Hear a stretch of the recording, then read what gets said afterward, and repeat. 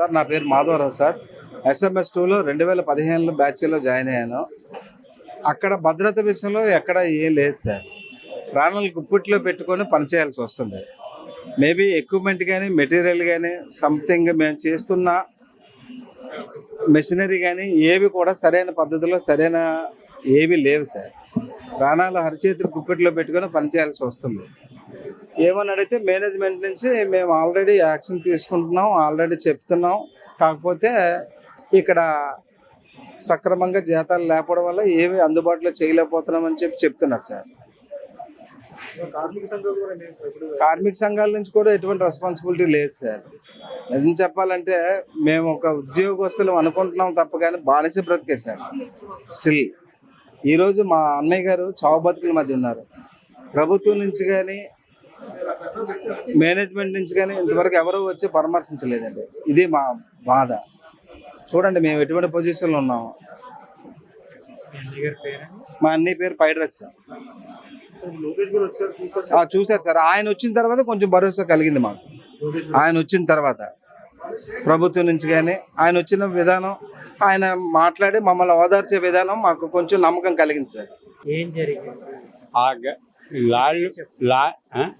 నా పేరు సత్యనారాయణ అండి.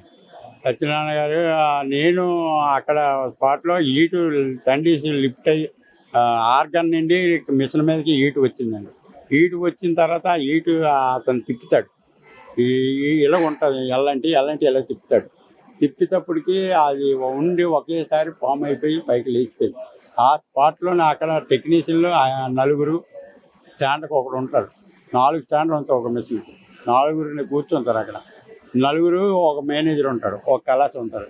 వాళ్ళ 4 మొత్తం స్పాట్ డెడ్లో చనిపోయి ఎప్పుడైతే కాలిపోయారో మొత్తం కాలిపోయి మామ బయలుదేరి బయట పెట్టారు పాత్ర. అది జరిగింది. నేను 33 సంవత్సరాలు బట్టి చేస్తాను. కాంట్రాక్ట్ మారినే నేను అక్కడ అలా ఉండి చేస్తాను. ఏంటి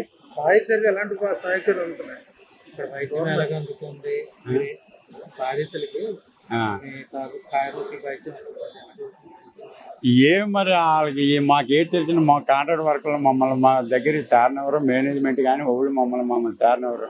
వాళ్ళకి ఏం సాయం చేస్తారో ఎటు చేస్తారో మాకేం అయితే మాత్రం చాలు. అది మీరు అక్కడే ఉన్నారు. మా అక్కడ ఉంటాను. ఇప్పుడు బీ షిఫ్ట్కి వెళ్ళాలి. ఇప్పుడు బీకి వెళ్ళాలి.